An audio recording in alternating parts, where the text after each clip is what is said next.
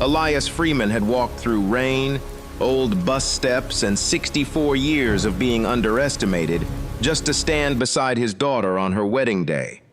But inside the Grand Bellamy ballroom, Daddy? the groom saw only a worn navy suit, tired shoes, and hands that looked too much like work. We discussed presentation. In front of white roses, wealthy guests, and the bride he claimed to love, Do your job. Preston Vale ordered security to remove the bride's father before the vows could begin. Then touch me gently. Lenora stood frozen in her wedding dress, caught between a dream she had planned for months You should have stayed where you belonged. and a cruelty she could no longer explain away. You should have stayed where you belonged. Elias did not shout. Elias looked past him toward the ballroom doors and answered softly, You should wait until your CFO gets here. and before that room understood why the groom turned pale. We need to go back to the morning. Elias almost left the truth at home. You knew this was coming. The first thing Elias Freeman heard was not the wedding music. It was the chairs. 180 white gold chairs scraped across polished marble as guests turned toward the entrance of the Grand Bellamy ballroom. Elias stood beneath the chrysalites in his old navy suit, one hand over the inside pocket of his jacket. The suit was clean, pressed, and mended with care, but the elbows had a faint shine, and his polished black shoes still carried the tired shape of long years on hard floors. Across the room, his daughter Lenora stood beneath an arch of white roses. For one breath, her face softened. Her father was here. Then Preston Vale stepped in front of her. "Mr. Freeman," Preston said, smiling only with his mouth, "I thought we discussed this." Elias looked at him quietly. "We discussed me arriving before the vows." "No," Preston said. "We discussed presentation." A few guests shifted. Vanessa Vale lowered her champagne glass. Near the side doors, Harold Bennett stopped with his hand on a silver tray. Lenora gathered her dress and stepped forward. "Preston, what are you doing?" Preston did not turn.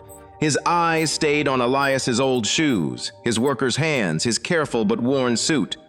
To Preston, Elias was not the man who had raised Lenora. He was a flaw in the picture. "This is a private ceremony," Preston said. "I know, and there are expectations. There usually are." Preston's jaw tightened.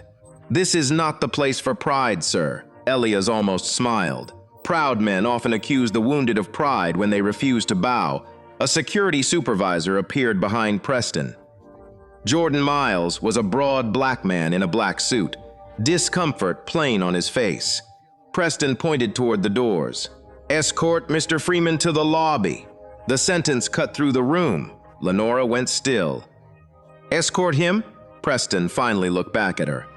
"Sweetheart, your father was offered proper attire, a car, and grooming assistance. He chose to arrive like this." Elias lowered his eyes, not from shame, from restraint. "I arrived clean," he said, "on time, sober, with love for my child. I did not know I needed more than that." A woman in the second row looked down. Someone stopped filming. The string quartet kept playing, but softer now. Jordan stepped closer. "Sir, I'm going to have to ask you to come with me." Elias looked at Jordan's hand, then at his face. "You have children?" Jordan hesitated. "2. "Then touch me gently." Jordan swallowed. Preston snapped. "Do your job." That was when Lenora changed. Until then, she had looked trapped between the man she loved and the man who raised her. But those 3 words opened something in her face. She heard the cruelty under the polish. "Preston," she said, trembling now, "stop this." Vanessa stood. "Lenora, dear, let's settle this privately." "No," Lenora said, though her voice barely held.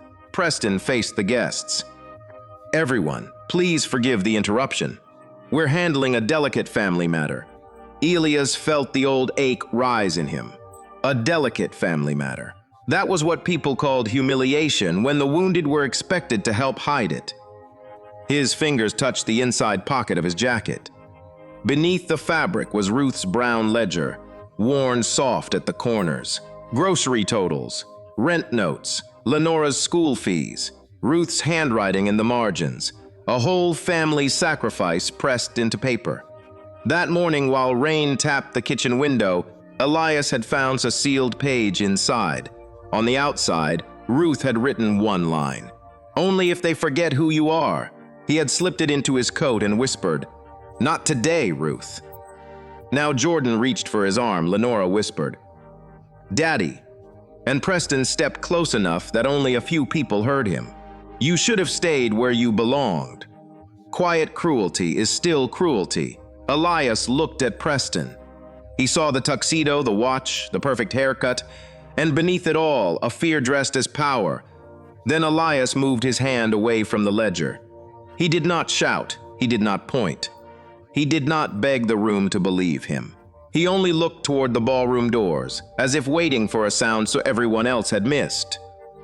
"You should wait," Elias said, "until your CFO gets here." Preston's face changed. Just a twitch near the eye, but Elias saw it. So did Lenora. And before anyone could ask what he meant, the ballroom doors opened behind them. Before the ballroom doors opened, before Preston Vale's face lost its color, that day had begun in a small kitchen on Briar Street with rain ticking softly against the window. Elias Freeman woke at 5:12 in the morning, not because he needed an alarm. Men who have spent 40 years rising before daylight carry the clock in their bones. He lay still for a moment, listening to the refrigerator hum and the old pipes knock behind the wall. Then he turned his head toward the empty side of the bed. "Today's her day, Ruth," he whispered. The room gave nothing back. On the chair beside the closet hung his navy suit. He had brushed it the night before, with the same careful patience he once used, brushing Lenora's hair before school when Ruth worked early shifts at the clinic. The suit was old, but it was the best he owned. Ruth had bought it for him 15 years earlier from a church thrift sale, then spent 2 evenings taking in the shoulders by hand. "You look like somebody's blessing," she had told him then. Now Elias stood, washed, shaved, and tied his burgundy tie in the bathroom mirror. His fingers were stiff that morning, not from age alone, but from memory. On the kitchen table sat Ruth's brown ledger. He had not meant to bring it. It belonged at home, tucked in the bottom drawer with old tax forms, Lenora's report cards, and the funeral program Elias still could not throw away. But when he reached for his wallet, the ledger seemed to be waiting for him. The cover was cracked at the spine. The corners had softened from Ruth's hands. Inside were years of numbers written in blue ink. Milk, 349. Gas, 22. Lenora field trip, 18. Hospital parking, 9. A poor family's history rarely gets carved into statues. It survives in receipts, lunch money, and the bills someone paid quietly so a child could keep dreaming. Elias opened the ledger near the back. There, between 2 blank pages, was the sealed note he had found the week after Ruth died. He had never opened it. On the front, in her round, careful handwriting, she had written, "Only if they forget who you are." Elias touched the words. Then his phone buzzed unknown number. He let it ring once, twice, 3 times. When it stopped, a voicemail appeared. A minute later, a text followed. "Mr. Freeman, this is Mara Ellison, CFO of Vale Meridian. Please call me before the ceremony. It concerns the secured note and Mr. Vale." Elias stared at the message, Vale Meridian. He had not heard the full company name spoken honestly in years. To the public, Preston was the young founder who had turned a failing logistics startup into a rising acquisition target. To investors, he was disciplined in a tuxedo. To Lenora, he was the man who said he admired her strength. But long before Preston knew Lenora, his company had nearly died in a conference room with stained carpet and broken blinds. Elias had been there, not at the head of the table. Men like him were rarely invited to the head of anything. He had been there because Ruth's cousin owned a small community credit group, and Elias had put up the last thing he had that was worth anything, the settlement from his back injury at the city maintenance department. He did it because Preston's first warehouse employed 32 workers from the south side. People Elias knew by name. He did it because the paperwork promised fair terms. He did it because Ruth said, "Sometimes a man can plant shade he will never sit under." That money became a secured note. Elias never bragged about it.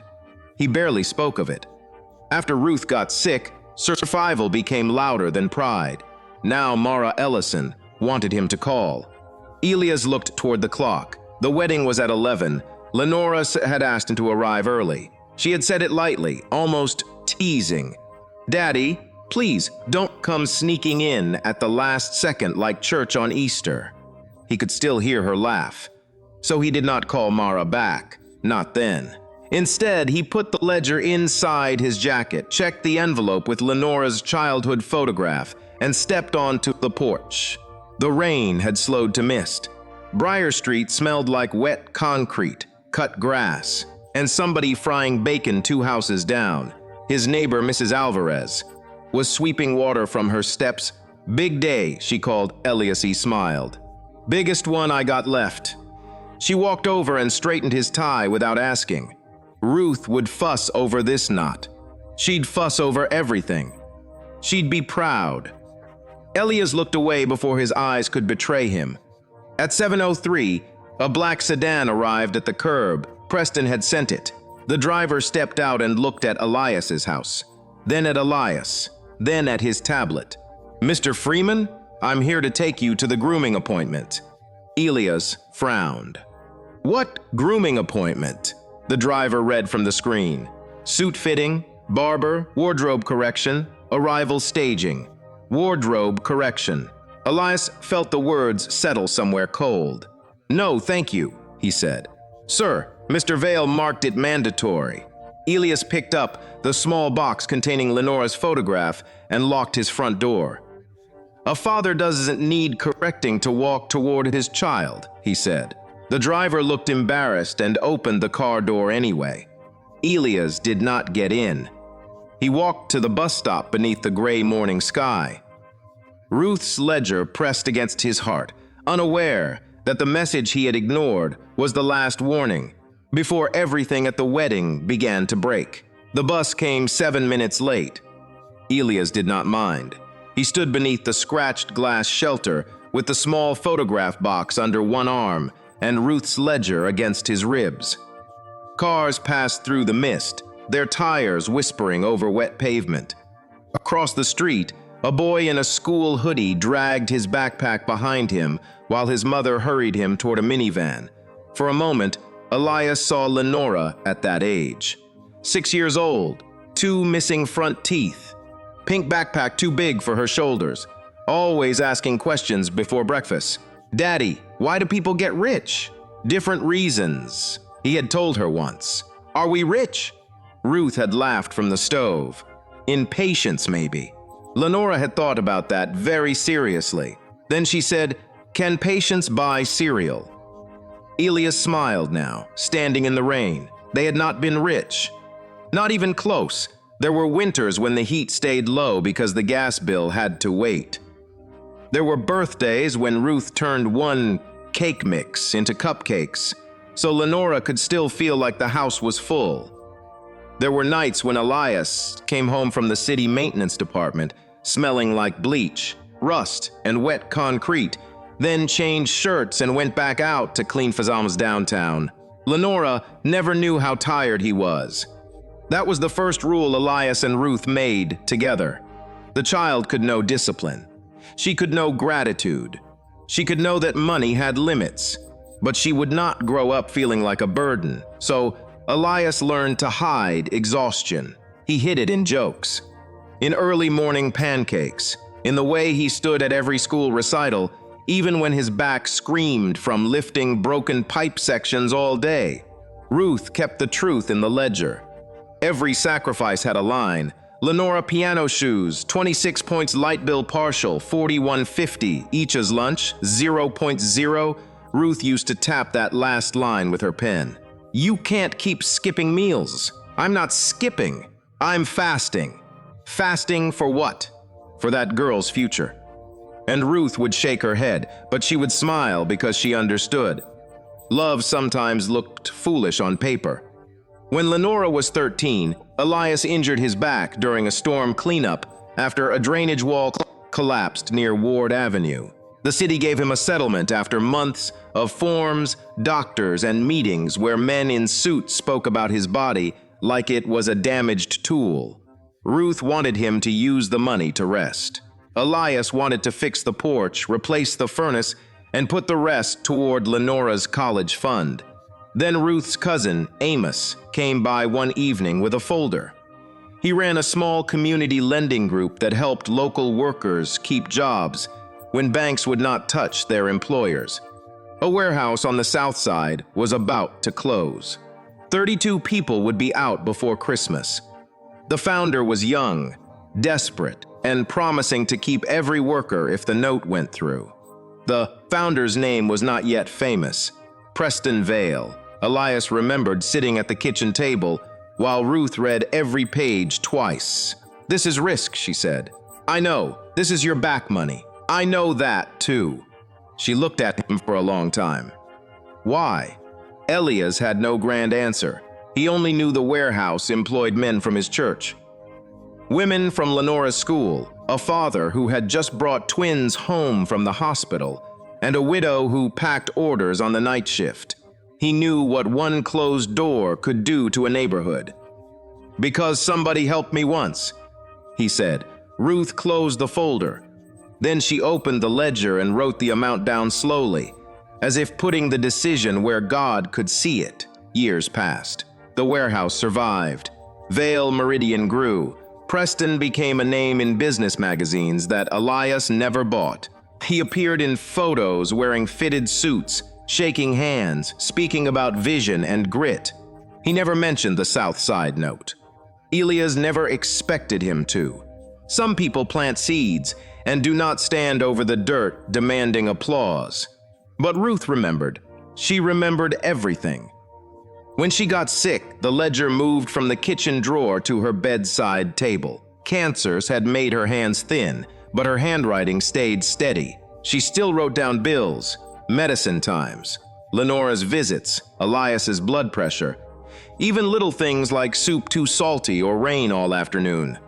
One night, when the house smelled of antiseptic wipes and lavender lotion, Ruth asked Elias to bring the ledger closer. "You still have that note from the warehouse?" she asked. Elias looked up. "Somewhere. Not somewhere. Find it." "Ruth, don't worry about business." "I'm not worried about business." She took a breath, shallow and careful. "I'm worried about people who forget." He sat beside her bed. "Forget what? What they owe. Who stood there when they were low. Who they step over when they rise." Elias took her hand. She smiled weakly. "You are too quiet sometimes. I thought you liked that about me." "I do. But silence has two faces. One is dignity. The other is surrender. Know the difference." He had carried those words for 3 years. Now, on the bus to his daughter's wedding, Elias opened the photo box on his lap. Inside was a picture of Lenora at her college graduation, standing between him and Ruth. Ruth's head was wrapped in a blue scarf because the treatment had taken her hair. Lenora held her diploma like it was fragile glass. Elias stood behind them both, one hand on each shoulder, trying not to cry. A young woman sitting across the aisle glanced at the photo and smiled.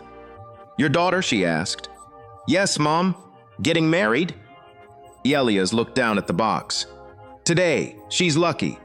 He wanted to say, "I hope so." Instead, he said, "I'm the lucky one." His phone buzzed again. Another text from Mara Ellison. "Please do not let Mr. Vale remove you from any legal proceeding or family event today. He may attempt to isolate you before the board documents are signed." Elias read the message twice. Then a third time. The bus hissed to a stop outside the financial district. Tall glass buildings rose through the gray morning like polished walls. For years, Elias had cleaned buildings like those after the important people went home. He knew how different marble looked when no one powerful was standing on it. He typed a reply with one thumb. I am going to my daughter's wedding. I will not make trouble unless trouble finds her first. For almost a minute, there was no answer. Then Mara wrote back, Mr. Freeman, with respect, trouble is already there. Elias closed his phone. The bus pulled forward. And Ruth's ledger felt heavier than it had when he left home. By 9:30 that morning, Preston Vale had already changed ties twice. Not because the first one looked bad, because nothing felt powerful enough. He stood in the groom's private suite on the 3rd floor of the Bellamy Tull, surrounded by dark wood, velvet chairs, cold champagne, and men laughing too loudly for that early in the day. Outside the tall windows, rain slid down the glass in silver lines. Inside, everything smelled of cologne, steam from pressed shirts, and expensive nerves. Preston stared at himself in the mirror. The tuxedo was perfect. The watch was perfect. The smile when he practiced it was nearly perfect, but his eyes betrayed him. His best man, Colin, lounged on the sofa with a glass in his hand. You look like you're walking into a merger, not a marriage. Preston adjusted his cuff. Today is both. Colin laughed, thinking it was a joke. It was not. Downstairs, board members of Vale Meridian were already arriving with their spouses. 2 private investors had flown in from Chicago. A regional banking executive sat on the guest list under the polite title of family friend, though Preston barely knew his children's names. The wedding was not only a wedding, it was proof. Proof that Preston Vale belonged among people who did not ask how he got in the room. Proof that Vale Meridian was steeps, desirable, respectable. Proof that the founder had married well, dressed well, moved well, and erased every trace of the desperate warehouse boy he used to be. That was why Elias Freeman worried him. Not because Elias had done anything wrong, because Elias looked like the truth. Preston had met him only 4 times before the wedding. Each time, Elias had been polite, quiet, almost impossible to insult because he never reached for approval. He wore the same old coat to dinner. He asked servers their names. He listened more than he spoke. Lenora loved him fiercely. That had been charming at first, then inconvenient. A knock came at the door. Vanessa Vale entered without waiting for permission. She wore a champagne-colored dress suit and the kind of calm face that had survived debt collectors, divorce lawyers, and society women pretending not to gossip. Your father-in-law's transportation update came through, she said. Preston turned. And he refused the grooming appointment. Colin raised his eyebrows. Grooming appointment? Preston ignored him. Did he take the car? No. The driver says Mr. Freeman chose the bus. For 3 seconds, Preston said nothing. Then he laughed once, sharply. Of course he did. Vanessa closed the door behind her. Careful, Preston. With what? With letting irritation become visible. Preston stepped closer to the mirror. Do you understand who will be downstairs? Do you understand what today has to look like? I understand better than you think. He turned on her.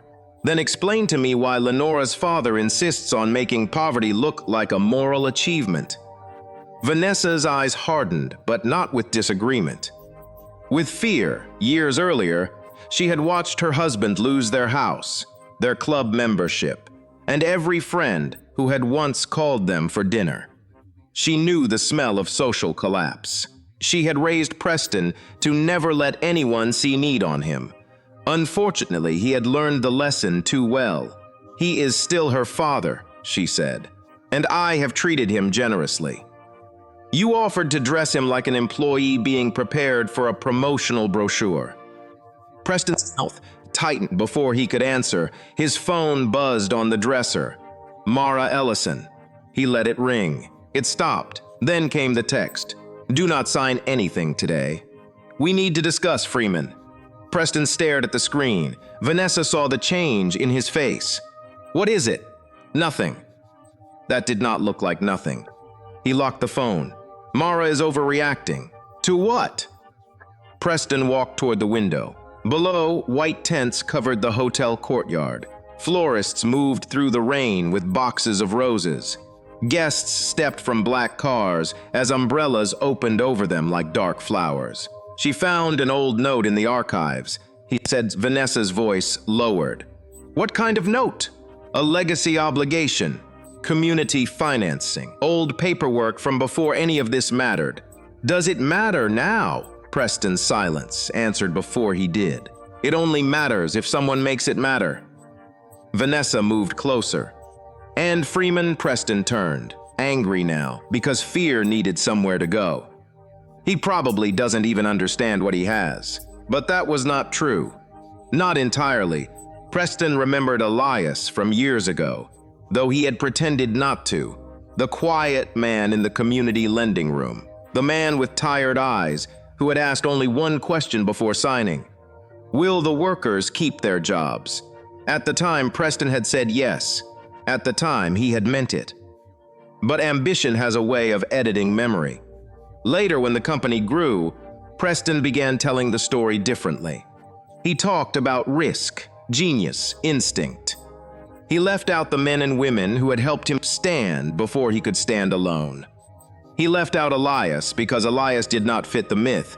Another message appeared. This one from Mara again.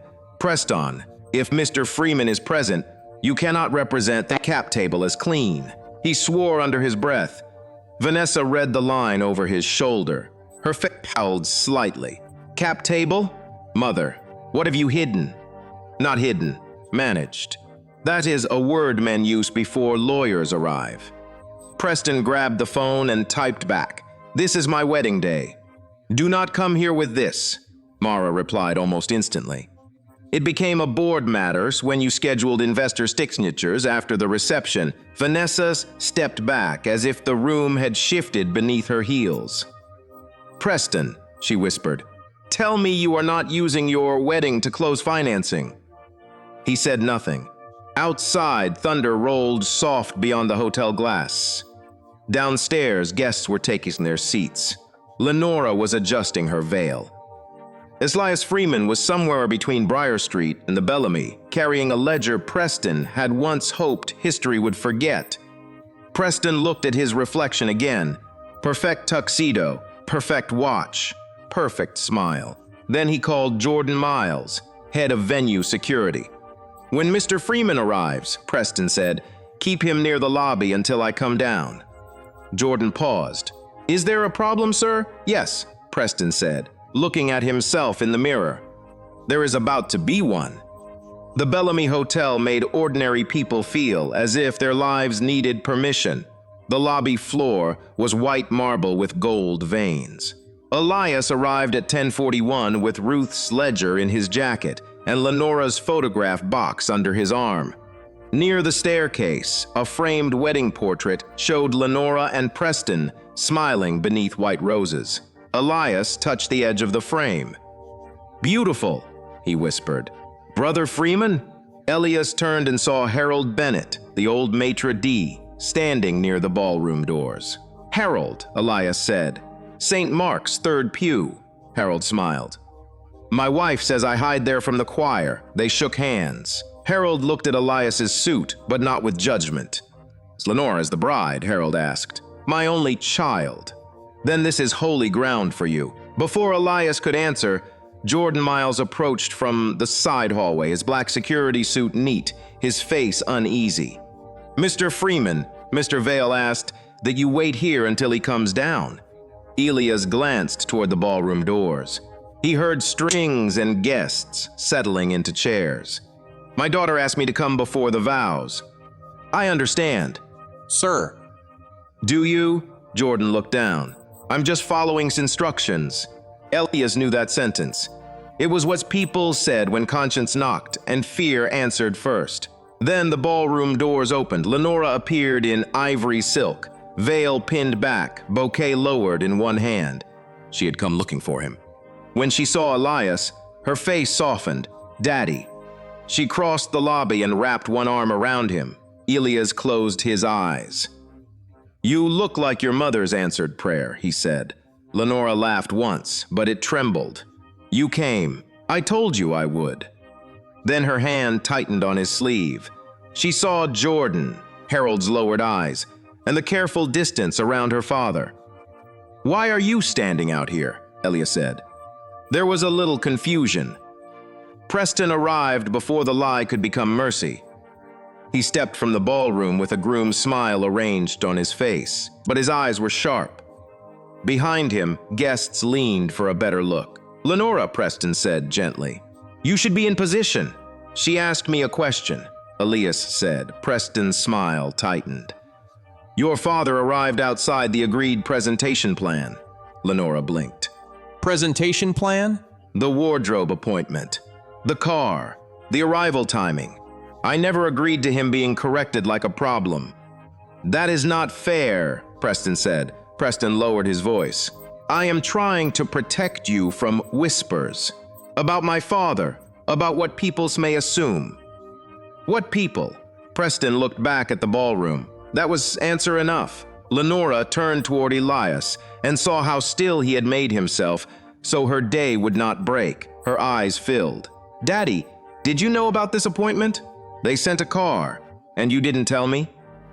I didn't want to put a storm in your morning. That nearly broke her. If you have ever watched someone be judged before they were understood, stay with this story and tell me in the comments who taught you not to look away, because Lenora was looking now. And once a daughter truly sees her father's humiliation, she cannot unsee it. Preston stepped closer. We can still fix this. Mr. Freeman can wait in the family room until after the ceremony. We will take selected photos later. Selected? Lenora asked. Lenora, please. No.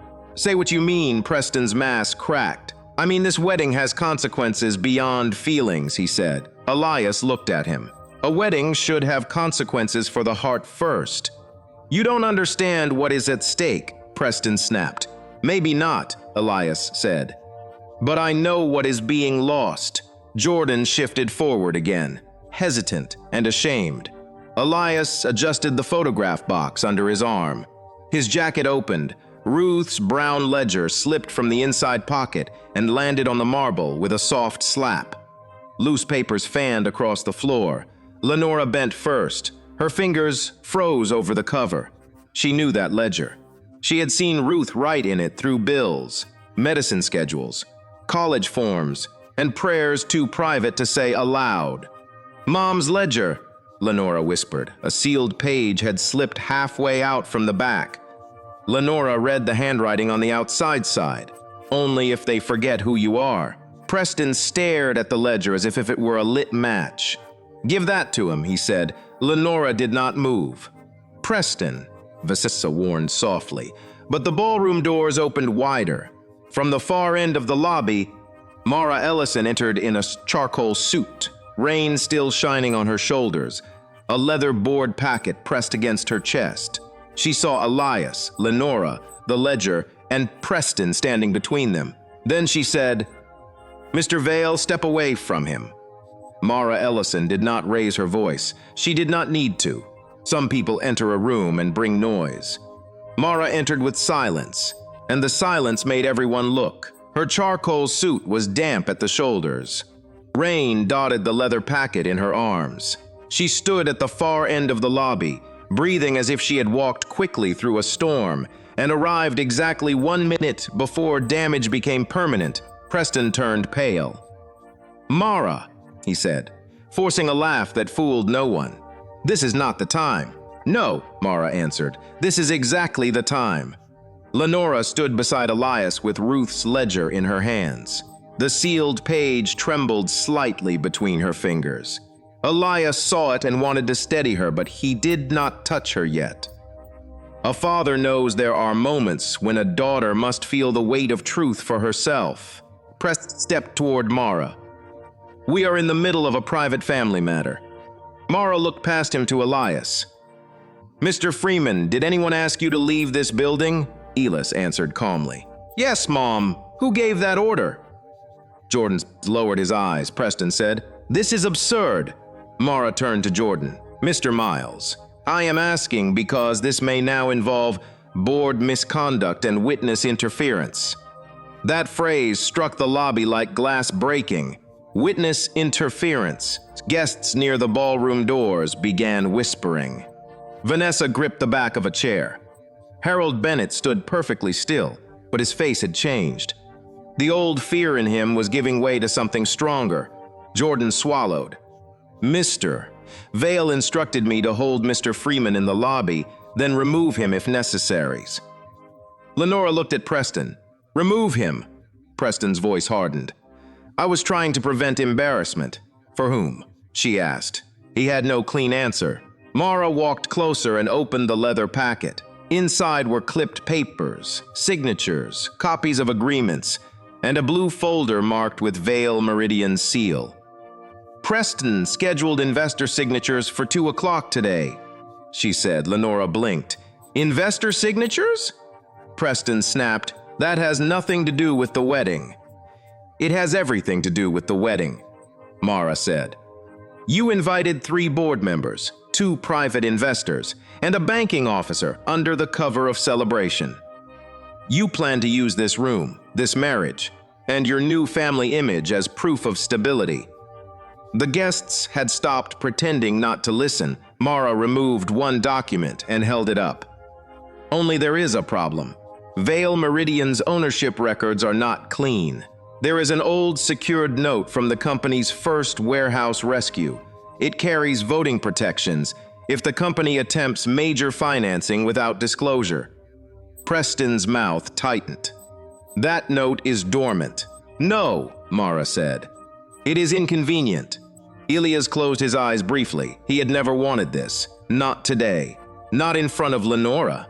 Not with flowers behind her and tears gathering on her lashes. He had come to give his daughter away, not to drag old paper into the light. But Preston had not humiliated only him. He had tried to make Lenora ashamed of the hands that raised her, and that changed everything. Mara turned to the guests. Years ago, when Vale Meridian was not a polished company with glass offices and magazine interviews, it was a failing warehouse with 32 workers about to lose their jobs before Christmas. Banks refused the risk. Investors walked away. She looked at Elias. One man put up his injury settlement to secure the rescue note. He asked for no title, no press, no applause. He asked only one question. Mara's voice softened. Will the workers keep their jobs? A murmur moved through the lobby. Lenora stared at her father. Daddy? Elias looked down. It was a long time ago. Preston laughed under his breath. This is sentimental nonsense. Mara slid another paper from the packet. It is notarized nonsense, then. A few people gasped. Vanessa whispered. Preston. But Mara was not finished. The man you just tried to remove from your wedding is the reason your company doors stayed open long enough for you to become what you are. The words settled slowly. Not like thunder, like a door being locked. Preston looked around and saw the room slipping from him. His guests were no longer watching Elias's shoes. They were watching Preston's face. So he did what frightened men often do. He attacked the truth bearer. Mara has been unstable for months, he said. She disagreed with my growth strategy, and now she wants drama. Mara did not flinch. I submitted my resignation this morning. That surprised him, she continued. Effective after I delivered these documents to the board. Preston's eyes sharpened. You wouldn't dare. I already did. Lenora pressed Ruth's ledger to her chest. Her wedding bouquet lay forgotten on the marble floor. So you knew? She asked Preston. You knew my father was connected to your company? Preston's voice dropped. I knew there was old paperwork. Did you know it was him? Silence. That silence answered her before he did. Elias took one step toward Lenora.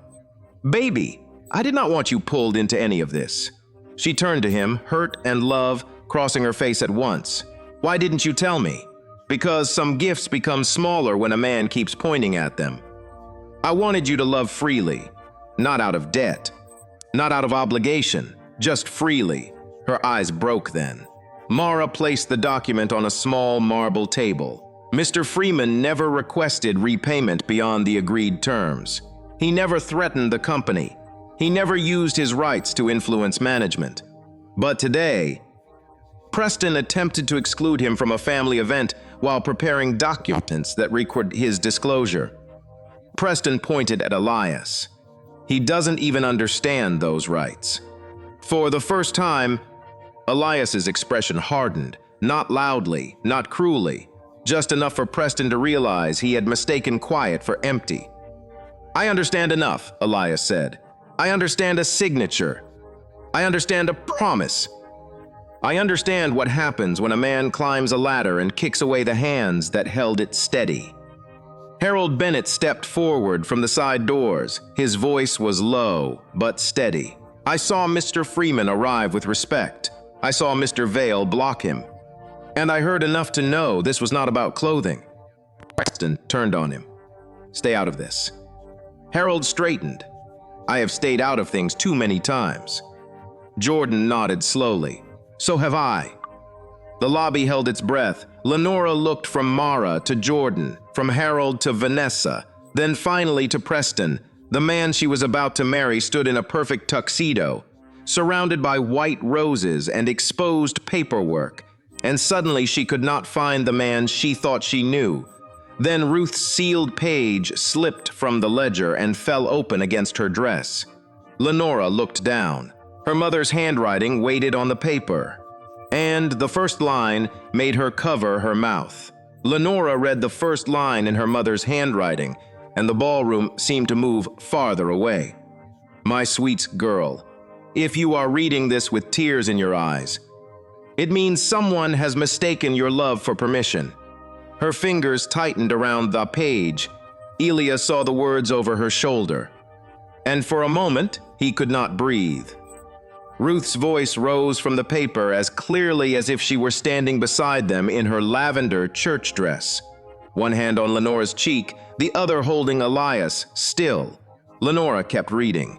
"Your father will suffer quietly if he thinks it protects your happiness. That is his beauty, and sometimes his danger.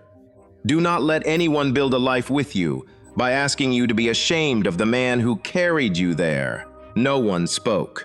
Even Preston seemed to understand that there are some voices death does not silence. Lenora looked at Elias. "You knew this was in here?" He shook his head. "No, baby. You never opened it." "I was afraid it would sound too much like goodbye." Her face broke, but she did not fall apart. Something stronger than grief moved into her spine. Preston stepped forward. "Lenora, this is emotional manipulation." That was the wrong sentence. Her head turned slowly. "My dead mother's words are manipulation? I mean, this is being used against us." "There is no us in this sentence," she said. A few guests inhaled softly. Preston lowered his voice. "Be careful," Mara Ellison closed her folder. "That is enough." "No," Preston snapped. "You do not get to walk into my wedding and destroy my reputation over an old community note." Mara looked at him with a sadness that made her anger sharper. "You destroyed your reputation when you turned a father into a liability." Then she removed one final document. "This is the investor disclosure draft Preston intended to sign today. It states there are no outstanding voting restrictions, no legacy financing conditions, and no material related party concerns." Lenora frowned. "Related party?" Mara's eyes softened. "Once Preston married you, Mr. Freeman's interest in the company became more complicated. Your father's note had to be disclosed before any financing tied to family representation." Elias looked at the document, then at Preston. "You were going to use the wedding to make the company look stronger." Preston said nothing. Mara answered for him. "Yes." Vanessa sat down slowly in the nearest chair. Lenora's voice grew quieter. "And if Daddy had been hidden in the family room?" Mara looked at Preston. Preston stared at the floor. Mara said, "Then certain people would have signed said papers without seeing the man. Those papers were designed to erase." The words turned the lobby cold. Lenora looked toward the ballroom. White roses, gold chairs, guests in silk and black suits. The aisle she had dreamed of walking. The place where she had imagined beginning a life. Now it looked like a stage built over a trapdoor. Preston reached for her hand. "Lenora, listen to me. I made mistakes, but I did all this for our future." She pulled away. "You did this for your image. You think love pays payroll? You think dignity closes financing?" Elias stepped forward. "Do not speak to her like that." Preston spun toward him. "You stay out of my marriage." Elias's voice stayed low. "It is not a marriage yet." That sentence landed with more force than any shout. Harold Bennett moved closer to Elias's side. Jordan Miles stood beside him too, no longer blocking him, no longer pretending orders were neutral. Vanessa looked up at her son. "Preston, tell the truth now." He stared at her as if betrayed. "You knew how important today was." "I knew you were afraid," she said. "I did not know you had become cruel." For the first time, Preston looked less angry than exposed. Beneath the tuxedo and the perfect hair was a boy who had once watched movers carry furniture out of his childhood home while neighbors pretended not to stare. But pain does not excuse what pride chooses to become. Lenora folded Ruth's letter carefully. "Did you ever love me?" she asked, "without calculating what I made possible?" Preston's face twisted. "That is not fair." "No," she said. "What happened to my father was not fair." He looked toward the guests, desperate now. "Everyone is acting like I committed a crime because I wanted one clean day." "One clean day?" Mara said. "You scheduled signatures at 2. A board member near the ballroom entrance stepped forward. "Preston, is that true?" Preston looked at him, then at the banking officer behind him. His silence spread faster than confession. Mara handed the disclosure draft to the board member. "You should read page 4. The man took it. Preston lunged for the paper, but Jordan stepped between them. "Sir," Jordan said, "don't." The word was simple. It stopped him because it came from a man he had expected to obey. Elias looked at Jordan and gave a small nod. Jordan nodded back. Some apologies begin before they are spoken. Lenora turned again to the letter. There was one final line at the bottom. "If the room asks you to choose between peace and truth, remember this. Peace without truth is only silence wearing perfume." She pressed the page to her heart. Then she bent, picked up her bouquet from the marble floor, and looked at Preston. For a second, Elias saw the little girl with the pink backpack. Then he saw the woman Ruth had prayed she would become. Lenora walked to the ballroom doors. Every guest watched her. Preston whispered, "Lenora, don't embarrass me."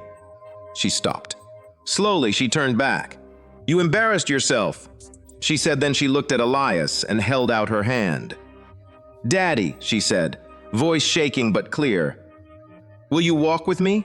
Elias reached for her, but he still did not know whether she meant down the aisle or away from it. Elias took Lenora's hand. Her fingers were cold. For a moment, no one moved. The ballroom waited behind her, full of white roses, gold chairs, expensive perfume, and people who had come expecting a wedding, but were now witnessing a choice. Elias leaned close and whispered, "Baby, I will walk wherever you decide." Lenora closed her eyes. That was all she had needed to hear. Not advice, not pressure, not a father's anger wearing a crown. Just permission to choose the truth without losing his love. She turned toward the aisle. Preston exhaled as if he had been saved. Then Lenora walked past the arch of roses, past the first row, past the string quartet, and stopped before the small microphone where the vows were supposed to begin. Her hand never left Elias's. The room became painfully quiet. "I want to thank everyone for coming," she said. Her voice shook, but it did not break. "This was supposed to be the day I began a marriage. But before I make any promise in front of God, family, and witnesses, I need to honor the first promise that ever protected me." She looked at Elias. "This man is my father. He worked when he was tired. He smiled when money was short. He buried his pain so I could grow up, believing tomorrow still had room for me. Elias lowered his head, Lenora continued. And today, he was treated like something to hide. Preston whispered from behind her. Lenora! She did not turn. I cannot build a home with someone who is ashamed of the hands that raised me. Vanessa covered her mouth. Mara stood near the doorway with her board packet held against her chest. Harold Bennett wiped one eye quickly, as if embarrassed by his own tears. Lenora placed the bouquet on the small table beside the microphone. Then she removed the engagement ring. The sound it made against the table was tiny, but everyone heard it. Preston stared at the ring as if it had struck him. "You're inventing this here, ass?" he asked. Lenora finally faced him. "No. You ended it when you believed my father's dignity was negotiable." His face folded, not into repentance yet, but into disbelief.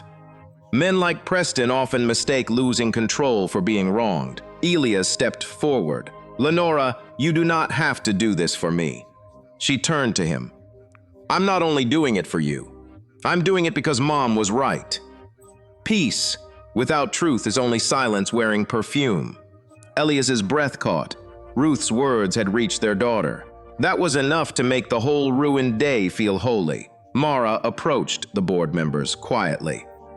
"There will be no signing today," she said. One of them nodded. "There will be a review." Preston looked around, searching for an ally in the room he had tried so hard to impress. The investors would not meet his eyes. The banking officer had already closed his fold folder. Jordan Miles stood by the doors, no longer guarding power, but protecting the truth from being rushed away. Vanessa rose slowly. She walked toward Elias. For a moment, Elias thought she might defend her son again. Instead, she stopped in front of him with her polished hands trembling. "Mr. Freeman," she said, "I am sorry." It was not a perfect apology. It could not undo the lobby, the whispers, the order, or the words Preston had said close enough to wound. But it was the first honest thing she had offered him. Elias nodded once. "I hope you remember what today cost." Vanessa looked toward Preston. "I already do." Preston's voice came smaller now. "Lenora, please. I was scared." Lenora looked at him with tears in her eyes. "I know," she said. "But fear showed me who you become when love embarrasses you." That sentence left him with nothing polished to say. Elias picked up Ruth's ledger from the table where Lenora had set it. He slid the sealed letter carefully back between the pages, then held the ledger against his chest. Harold opened the ballroom doors. Not for Preston, for Elias and Lenora. Father and daughter walked out together beneath the chandeliers. No music followed them. Only the soft sound of Lenora's dress brushing the marble and Elias's old shoes carrying him steady beside her. In the lobby, rain streaked the tall windows. The storm had not ended, but the light had changed. Lenora stopped near the entrance and finally broke. Elias wrapped both arms around her. "I'm sorry," she cried. "I should have seen it sooner." He held her the way he had when she was little and feverish, when nightmares made her run down the hall, when Ruth's hospital bed had gone quiet and neither of them knew how to keep breathing. "No, baby," he whispered. "You saw it when it mattered." She pulled back and looked at his suit. "I thought today was supposed to be the day you gave me away."